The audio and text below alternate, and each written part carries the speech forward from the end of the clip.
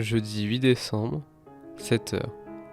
Pas d'exposition chouette ce matin, mais pas pour les mêmes raisons que la veille. En effet, à 17h30 hier, le volatile s'est montré. Les quelques derniers rayons du jour disparaissant à l'horizon, la lumière du lampadaire et celle de la pleine lune, ont réussi à nous montrer ses couleurs. Et quelle ne fut pas ma stupeur quand je remarqua que celui que je photographiais n'était pas celle que je cherchais. C'était un mâle faucon cresserelle qui avait pris la place de la chouette pour y dormir cette nuit. Le lendemain matin, c'est donc bien lui que j'ai vu s'envoler pour aller chasser, une fois le jour bien levé.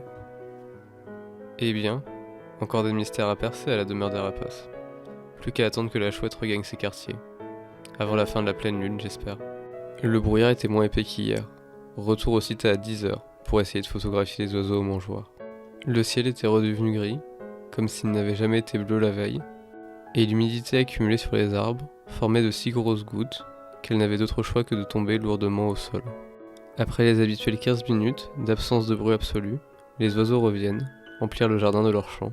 Mais le silence est très vite de retour, après l'arrivée de deux immenses silhouettes. Coloeus monedula, anciennement Corvus monedula, comprenait Corbeau chouca. L'oiseau appartient aujourd'hui bien à un genre à part entière. En effet, plus question de parler de corbeau lorsqu'on désigne le chouca. Les deux termes de son nom scientifique se rapportent bien à lui.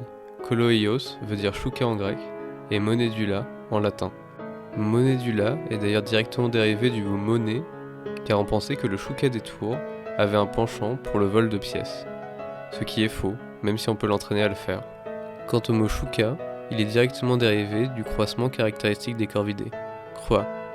Le chouca des tours n'est donc pas un corbeau, ni une corneille.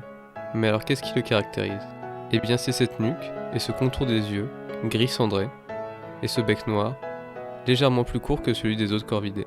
Particulièrement grégaire, le chouca des tours vit dans de grands groupes auxquels viennent se joindre d'autres espèces de corvidés. Ces groupes viennent souvent nicher dans des édifices abandonnés.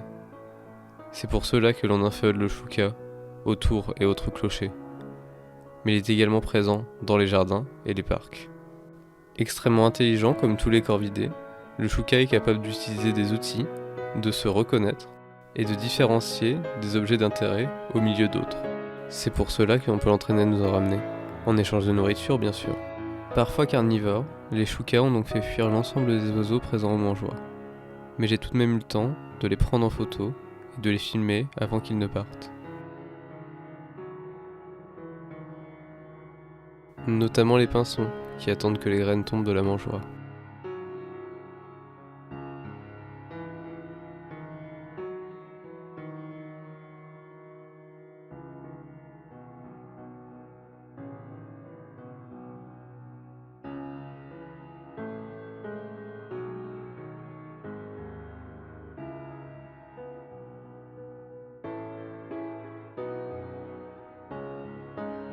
Quelques essais de photos en vol, peu fructueuses, je vous l'accorde, et un petit pinson, posant fièrement, avant de rentrer au chaud et de vous dire à demain.